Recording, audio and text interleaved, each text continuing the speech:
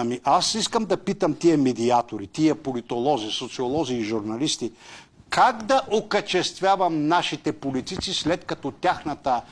тактика политическа и въобще държавническа е напълно безплодна и след като те ни крадат като луди. Искам да попитам, не се ли вижда, дами и господа, че тези политици са изгубили всякакъв контрол на бездънната си лакомия? Не се ли вижда, дами и господа, че тези политици ни мачкат като садисти във всяко едно отношение? И с данъци, и с такси, и с безработицата, и с войни, и с липсата на референдуми, и с нищожните доходи, и с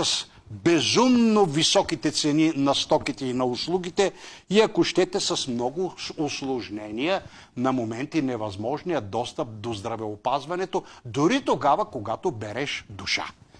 Искам да ви кажа, дами и господа, че трябва да забележите, че тези политици са затънали не в сериозни действия в името на българското добруване, а са се задръстили от своите партийни и междупартийни игри. Това е в центъра на тяхната дейност, ни повече, ни по-малко. Добре, да не вярваме на хора като мене, да речем българи, които можем да сметнем, че са пристрастни, че са лични, че са черногледци, но как да не вярваме на чуждите медии, които непрекъснато подчертават, и то медиите в западните страни, че България затъва в една тежка корупция,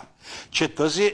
корупция расте още и ще расте до безкрайност, защото у нас няма нормална съдебна система, защото тази корупция е безнаказана, защото тя се извършва с голяма лекота, нищо не я препятства, нищо не застава на пъти и затова тя толкова много се е разгащила. Не четат ли тези наши социолози, политолози и журналисти медиите, за да видят, че според тях става въпрос за чуждестранните западни медии, за да разберат, че в тях отбелязват винаги, че България е на опашката на Европа от всяка гледна точка и че лошото все повече и повече се задълбочава. Ние сме коментирани на Запад не от властите, които са докарват и са лицемерени и са демагози тук, нали, и правят мили очи пред нашата власт, казвам, пороци, големи недостатъци на България, които се изтъкват от независими журналисти.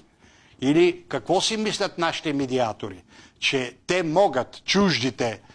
представители на медиите и на печат и радио, телевизия, но главно на печат, те могат да критикуват нашата власт, а ние, понеже българите, тук дори интелектуалците, сме трета, четвърта, долнопробна категория хора, нямаме право да се обаждаме и да критикуваме властта и трябва да си тютаме. Ами не виждат ли нашите управляващи, че двамата последни посланника на Съединените американски щати, дори и те изразяват тревогата си от бързо растящата корупция в България и от липсата на едно сериозно, свясно, справедливо работене в областта на съдебната система.